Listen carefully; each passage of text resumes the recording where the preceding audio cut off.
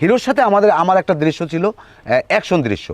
তো হিরো আমাকে অ্যাকশন করবে, মানে হিট করবে, আর আমি ওটাকে ফিরাবো। তো হিরো আসলো ওদিক থেকে, এসে আমাকে যখনই হিট করলো, আমি ওই কেন্দ্র দিয়ে এরকম ফিরেতে যাইয়া মারি পেঁচাই পড়ছে হিরোর। হঠাৎ মুঠ খুলে দেখি কি জানি হাতের ভিতরে 11টা দানা দানা সাদা সাদা। তো চশমা খুলে আমি দেখি কি 11টা দাঁত।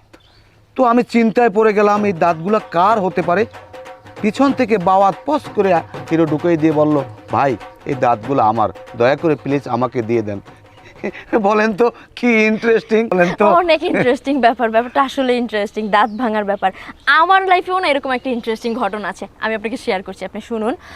খুব সম্ভবত শীতকাল ছিল, গাজীপুরের শালবনে আমার শুটিং ছিল, আর সিনেমাটার নাম ছিল মেবি ওই যে লড়াই হাঁস ধরে মুকরা, এই টাইপসের কিছু, কথা বলতেছি। আদারওয়াইজ আরেকটা ছিল নাম ওই যে ছাগলে খায় পাঙ্গাস মাছ, এই টাইপসের একটা সিনেমা ছিল আর কি। তো যাই হোক, সিনেমাতে এমন একটা সিন ছিল চরম রোম্যান্টিক, মানে সিনটা এরকম যে আমি ঘুল্লা দিচ্ছি, ওই মুহূর্তে হিরো দৌড়ে এসে আমাকে জড়িয়ে ধরে আলগাইয়া এরকম একটা ঘুল্লা দেবে। হ্যাঁ বুঝেন তো, ডোন্ট ডিস্টার্ব। তো ওই রোম্যান্টিক মুহূর্তে আমি তো ঘুল্লা দিচ্ছি, কখন হিরো আসবে, আমাকে জড়িয়ে ধরবে, আমাকে আলগাই ফেলবে।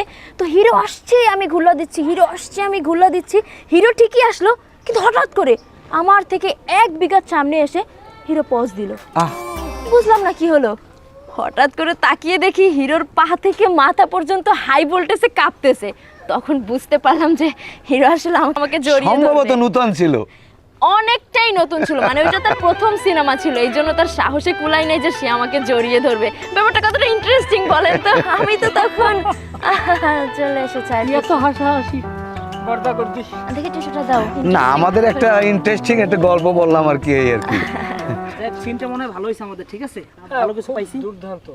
আচ্ছা আমরা নেক্সট শটে যাই। হ্যাঁ, আমার শটটা Ready আপনারা? কখন ডিরেক্টর সাহেব? আমি ready. Oh my god, what is this sound pollution? এই ছেলে, এই পাও নামাও। ম্যানার বলতে কিছু শিখো নাই? হ্যাঁ, ইউটিউব থেকে আসতো না, থিয়েটার থেকে আসলে এরকম বেয়াদবি করতো না। সিনিয়রদের সাথে কিভাবে সম্মান দিতে শেখো নাই না? এক্স্যাক্টলি। তা আমি কি এমন করলাম? আমি একটা কঠিন সিন দিয়ে আসলাম, আসার পরে আমি একটু পায়ের উপর পাতুললে বসবো না? আর আপনি যে এক্স্যাক্টলি বললেন, আপনিও তো সে কি আপনার থেকে সিনিয়র না? সে আপনার মুরব্বী না? আপনি এর সামনে পাও তুললে বইতে আমরা নাই খেতে কোনো দোষ হয় না। আর আমরা জুনিয়র আর্টিস্ট, নবাগত আর্টিস্ট, যদিও আমি এদেশে নতুন, কিন্তু বাইরে তো অনেক কাজ করছি, তাতে দোষ হয় না না? দামরাটা তোর মাথায় কিছু কাম করে নাই, বলো দইছো বা হাতে, ওনার মাথায় লোমফা চুল, তোর মাথায় লোমফা চুল আছে, বোঝো কিছু জ্ঞান বুদ্ধি আছে না? হেই এরা নাই খেতে কি এখন দোষ হয় না? আর আমাদের দোষ? এই শোনো, এই তোমাদের অনেক কিছু শেখার আছে, এক্স্যাক্টলি। না। এই আপনি কাটেন। আমরা সিনে যাব, নেক্সট সিনে যাব। আপনি রাগইবেন কম, আমরা তো এখন কাস্টিং কম, আপনি 3 নাম্বার সিনটা কাটবো আমরা। সিনটা বোঝান ডিরেক্টর